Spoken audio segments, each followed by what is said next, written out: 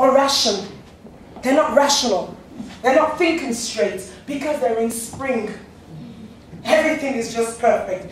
Most of us are good at dealing with the springtime in our relationships. We forget our past unhappiness. We forget about the person that hurt us in the past. We forget the pain of giving birth to that child. We forget about everything else and we live in that spring moment. Am I right? You live in that spring moment. The Bible says in Songs of Solomon, chapter 7, verse 1 to 3, how beautiful your sandaled feet, O prince's daughter. Your graceful legs are like the jewels, the work of an artist's hand. Your navel is a rounded goblet that never lacks blended wine. Your waist is a mound of wheat encircled by lilies. Your breasts are like two fawns, like twin fawns of a gazelle. That's Solomon. He's in the spring moment. All he sees is the beauty of the woman. Everything is perfect. But they forget that another season is coming. Oh, a season is coming where the waist is that is a mold of wheat encircled by lilies will no longer look like lilies. The summer season is coming. And summer is a beautiful time. Everything is so hot. Summer is a great time from spring. You're still in the days with the relationship. You're still high. You're hot.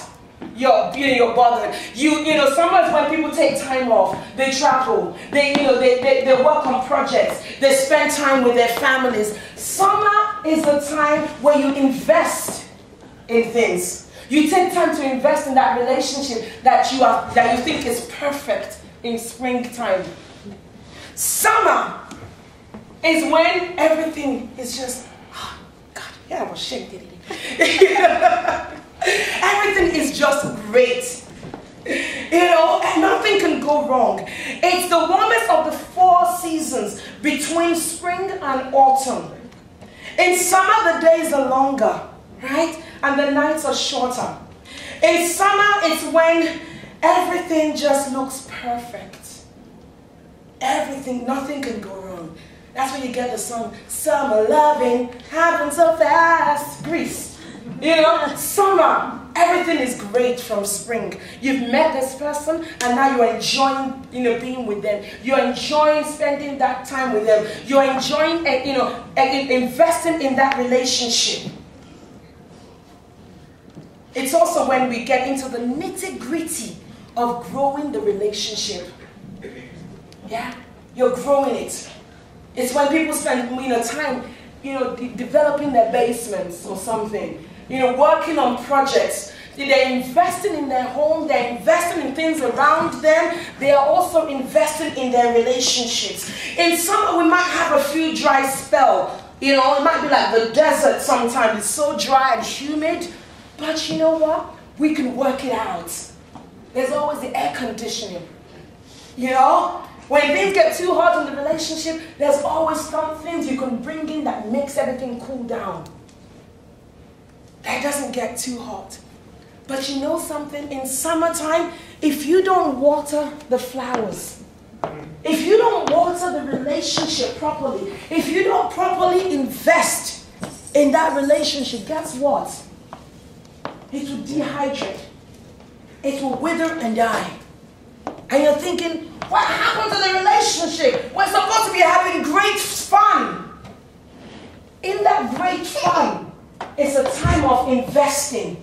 In that summer period of your relationship, it's a time to water that relationship. Water the gifts that God has blessed you with. Water your children. Water the relationship. Pour into it. But mind you, don't drown it. Don't want to be with that person 24 hours a day that after a while, they don't want to be with you. You're crowding me. You're drowning me. Amen? But know the amount of time you need to invest into that relationship.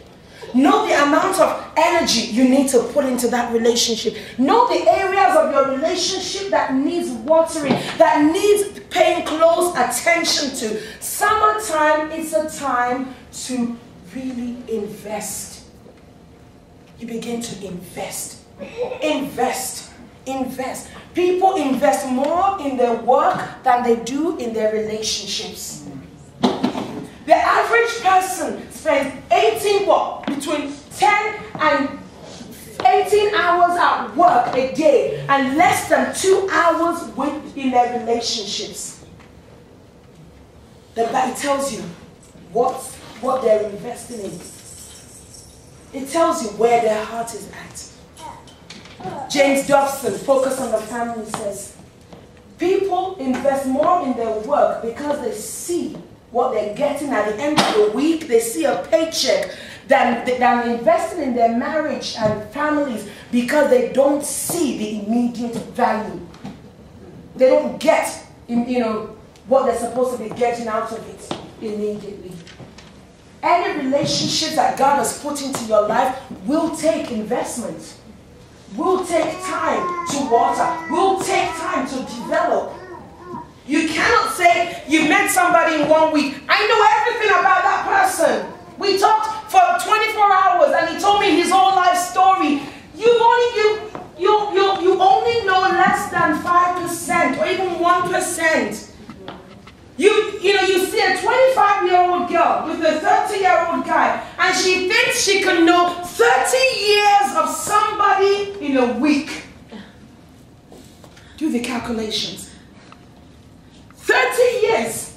You cannot learn 30 years of somebody's life in a week or a month. It takes a long process. It takes time investing over and over and over again into that relationship. Summertime is the time of working out some of the differences, accepting some of the things that you know you can't change. I can't change their hair color, can't change their height. In the summertime, from when you're in spring, love was blind. But by summer, the scales start to come off your eyes. And you begin to see faults. You begin to see little small things. And you have to think, okay, yeah, when you weigh the options, I can do with that. I can cope with that. I can manage that. They're more than, I can accept that compared to something else that I can't accept. In the summertime, you have to really invest in it. You have to look and say, what are some of the things that I can do without? What are some of the things that I can accept? And sometimes during the scorching hot days, you begin to look and think, oh God, things are really getting heated here. Is this relationship worth it? Is this child worth the investment? Is this marriage worth the investment? You have to discover that and find out if it's worth it. Summer isn't all fun though. As the days wear on, we begin to realize the sometimes crippling truth that summer doesn't last forever. It's only a few months. That's if you get it at all in Calgary. That's true. Sometimes some relationships don't even get summer. They go from spring to snow. It's true. So you can't expect everything will go through, everything will work out perfectly fine. Every relationship will have its summer seasons of heat wave, dry spells, and warm weather. It's how you keep cool in the summer that keeps the relationship going. How much water you water the seeds of your relationship. That will determine whether your relationship will pass that season. Whether it will last another season. I remember there was one particular time Tracy was teaching me how to garden. And she planted some stuff in our garden, and my job was just to water it. I swear I killed that thing within a week. I just you just put the sprinkler on and just leave it permanently there and soak it. But the thing drowned. All the seeds, everything she had planted, spent so much time planting, all died because I'd given it too much water. And then there was another time whereby I just completely forgot. I forgot to water the plants. I forgot to water the seeds. And nothing came out. It was dry and it was dead. See, summer is about watering the relationship, investing. I can't, stress that enough. How much you just don't take things for granted. That, oh, I found the perfect person. Yeah, we're cool. You have to invest in it. You have to water it. And if you've taken care of the relationship and you didn't kill it with neglect, guess what? You will make it into the next season. God will bless you. He will bless the relationship. He will bless your investment. And there comes autumn. Fall. How many of you know what fall stands for? Huh? When the leaves are falling. When the leaves are falling. Well done. It's the American English, it means that when the leaves are falling, that's where the word fall comes from. When the leaves are falling. Guess what? Every relationship will go through a period where the leaves will fall. And the relationship will look dry. And nothing on it. It will be like, I spent all these years and look at it, it's dead. It's dying. It's going through a process where everything is just falling off. Everything is just falling off. It's one of the seasons that marks the transition from summer into winter. Autumn. And it's when the night starts early. Everything starts early. You're like, 4 o'clock is getting dark already. Wow. The fall season of marriage is where everything looks nice from the outside. But guess what? The leaves are changing color. The leaves are falling off. And it's not so rosy inside anymore. People think, wow, they were the ideal couple. They looked so beautiful together. They were perfect together. But guess what? The leaves were falling in the marriage. Cracks were appearing. And nobody knew. The couple themselves weren't aware that their relationship was in jeopardy. That there were cracks showing in their relationship. All of a sudden you hear about this person got a divorce. Wow, are you serious? All of a sudden you hear about the two sisters are no longer talking to each other. Are you serious? All of a sudden, the child has moved out of the home. And you're wondering why. What went wrong? It's because it's going through the autumn season of relationship. After the last day of summer, a relationship grows colder with each passing day. Believe it or not. Relationships will go cold. Things look nice on the outside. People say, oh, what a nice couple. But inside, the couples know that things are not right. They're fighting all the time. The things that used to be so good is no longer good. It's irritating. The thing that they used to tolerate, they can no longer tolerate. They are uncertain about their future. They are blaming each other for why things have gone the way they are. They're arguing over money. They're arguing over raising the kids. They're arguing over every little thing.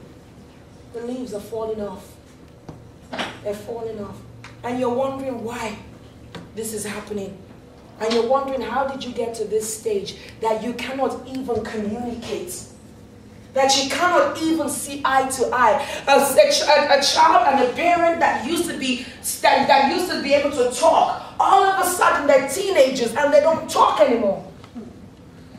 What went wrong? What went wrong?